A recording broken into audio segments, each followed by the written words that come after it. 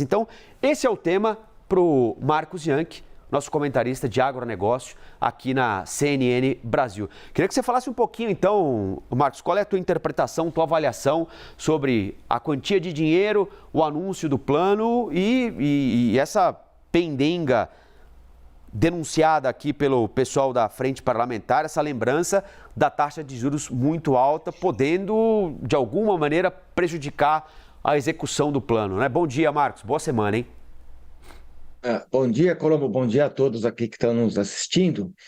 De fato, depois de 2 meses aí que se anunciava o plano, que iria sair rápido ou não, no final vai sair na última semana de junho mesmo, como aliás tem acontecido nos últimos anos.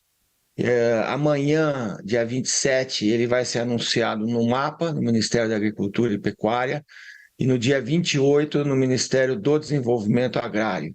Infelizmente, a gente voltou a ter 2 ministérios, então a gente vai ter 2 planos safras, né?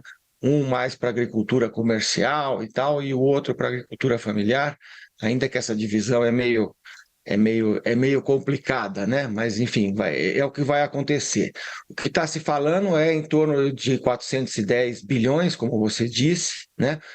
O ano passado foram 340 bilhões, mas a gente tem que lembrar que a maior parte desse recurso vem do mercado de capitais.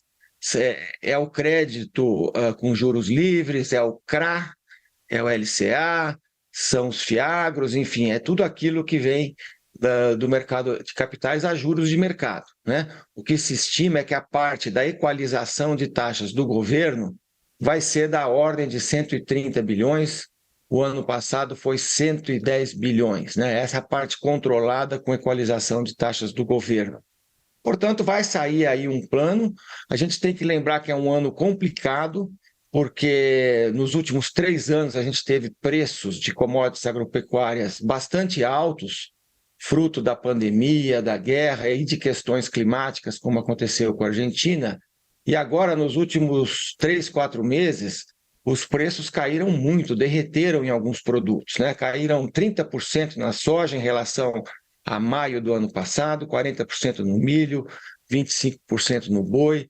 Portanto, a gente está numa situação de aperto de margens dos produtores e, obviamente, que a taxa de juros que está acima de 13% ao ano hoje, a taxa de juros mais alta do mundo, acaba assustando aí o pessoal que quer juros mais baixos, principalmente para pequenos e médios produtores. Então, a discussão é um pouco essa, que tipo de juro que vai existir esse ano, já que nos últimos anos, mesmo esse juro equalizado, ele acabou crescendo bastante.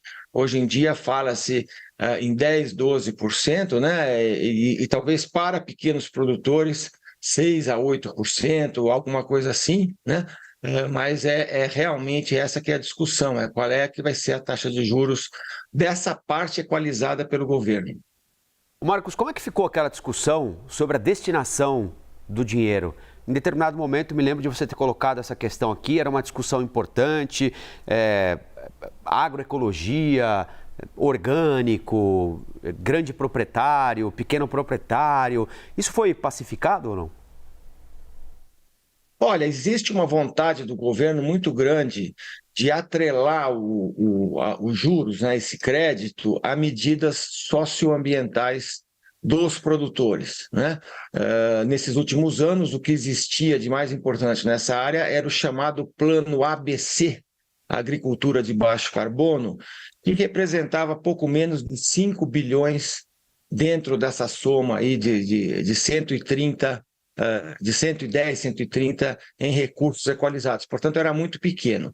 O que eles estão querendo fazer agora é atrelar juros um pouquinho mais baixos, 2 pontos percentuais, basicamente, para quem comprovar medidas como a presença de um cadastro ambiental rural na propriedade, né, que é autodeclaratório, quase todos os produtores têm hoje, mas essa seria uma das medidas, o uso de defensivos e fertilizantes biológicos, os chamados bioinsumos, ações na área de reflorestamento de áreas degradadas na propriedade e também o uso de cobertura verde, que é basicamente você deixar o solo coberto o ano todo, talvez plantando algum tipo lá de oleaginosa durante o período de inverno, né? Você pode fazer essa rotação. Então, tudo isso seriam as tais medidas socioambientais, fala-se também no cumprimento acima da legislação trabalhista, coisas desse tipo, mas todas elas de muito difícil implementação.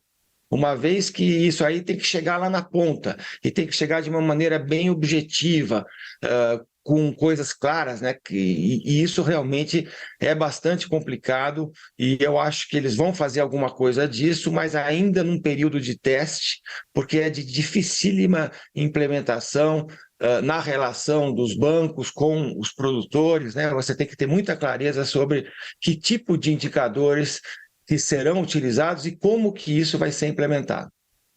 Marcos Bianchi, comentarista de agronegócio da CNN Brasil. Marcos, bom dia, boa semana. Nós voltamos a falar. Bom dia a todos.